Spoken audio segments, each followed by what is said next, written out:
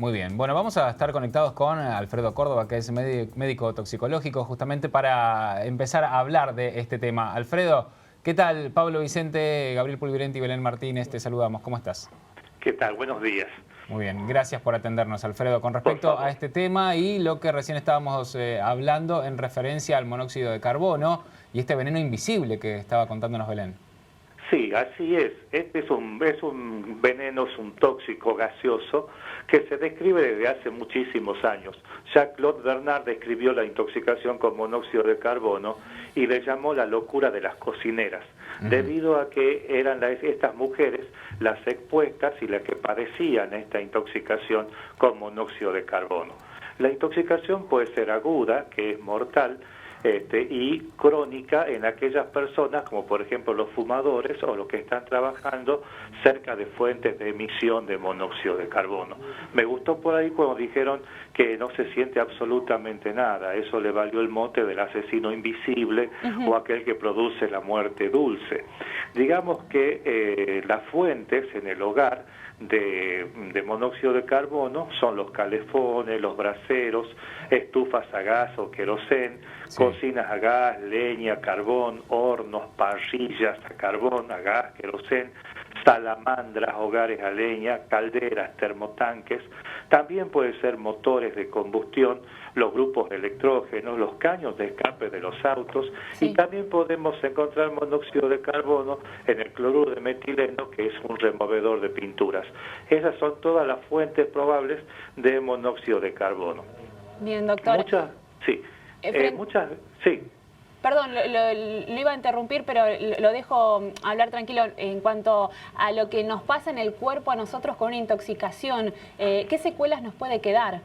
Bueno, lo primero que se puede describir un cuadro de intoxicación aguda que comienza a ser con un dolor de cabeza, un dolor de cabeza intenso, una cefalea, digamos así, de tipo pulsátil a nivel de las sienes, donde usted va a sentir una pulsación, vómitos, sensación de náuseas, y eso es lo que lleva a la confusión, porque esta intoxicación se describe en todo el año, nada más que se suelen confundir con cuadros gastrointestinales debido a que no tienen la relación que se da con las bajas temperaturas.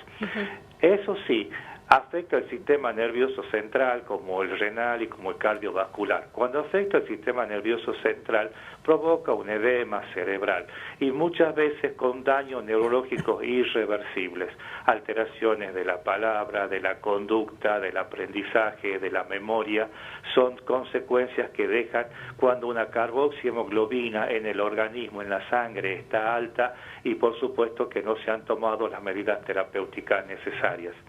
También dan cuadros cardiovasculares que son similares al infarto, debido a que el monóxido de carbono, al formarse carboxihemoglobina, tiene apetencia por el músculo y sobre todo por el músculo cardíaco, dando un producto que se llama carbomioglobina. También el riñón, donde pueden producir una precipitación de mioglobina y producir una serie de cuadros, de cuadros clínicos complejos, digamos así. En este caso, las terapéuticas que se administran es alejarlo de la fuente y brindarle oxígeno y hacer el tratamiento a las complicaciones que hayan tenido. Bien, Alfredo, ¿y cuál es el tiempo máximo de tolerancia que puede llegar a tener el cuerpo humano al inhalar monóxido de carbono? ¿Hay algún dato concreto con respecto a esto? No se puede decir la cantidad, el tiempo exacto, debido a que el universo no es el mismo. Digamos así que hay personas que son más afectadas que otras, y eso van a depender de la edad y de factores digamos, personales. Claro, como nos hablaba recién, por ejemplo, de los fumadores, que ahí corren un riesgo más intenso. Pongamos el caso de un bebé. Claro. El chico está quieto, fijo, en un ámbito determinado y expuesto al monóxido de carbono. El adulto puede ir y venir y sufrir menos la intoxicación que el chico. En el chico es mucho más grave, digamos así, al igual que en el anciano. Aquellas personas que tengan una anemia también se favorece esta intoxicación con monóxido de carbono. También hay personas que tengan problemas cardiovasculares o problemas respiratorios, en el cual suele ser más grave. Bien, doctor, ¿cómo actuamos frente a una intoxicación? ¿Qué tenemos que hacer? Retirarlo de la fuente. En primer lugar, ventilar y retirarlo de la fuente. El oxígeno es el principal antídoto que hay para la intoxicación con monóxido de carbono. Ya al sacarlo al paciente de la fuente de monóxido de carbono, ya tenemos la posibilidad de una recuperación. El diagnóstico se hace en base a la clínica, al antecedente, y el laboratorio es que lo que se pide es el dosaje de carboxihemoglobina en sangre.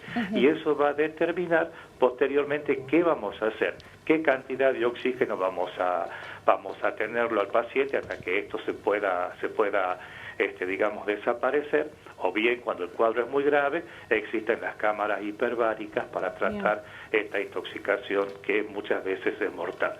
Y es muy común, ¿no, doctor, en esta época? Además. Es muy común en esta época, es muy, pero muy común, y mucho más cuando se usan sobre todo carbón, leña, y sobre todo cuando se ha tenido la precaución de revisar los calefones, los calefactores y todos aquellos que tengan salida al exterior, porque muchas veces están obstruidas por alguna cosa y el monóxido de carbono vuelve otra vez al ambiente. Por eso hay que ventilarlo de vez en cuando para evitar esta intoxicación. Bien, bueno, muchas gracias, doctor, por su tiempo y por todas las palabras que nos ha dado aquí en La Voz de la Ciudad. Muy amable. No, nada que agradecer. Buenos días. Muchas gracias a ustedes. Hasta luego. Hasta luego. Alfredo Córdoba, médico toxicólogo, hablando justamente de la intoxicación por monóxido de carbono.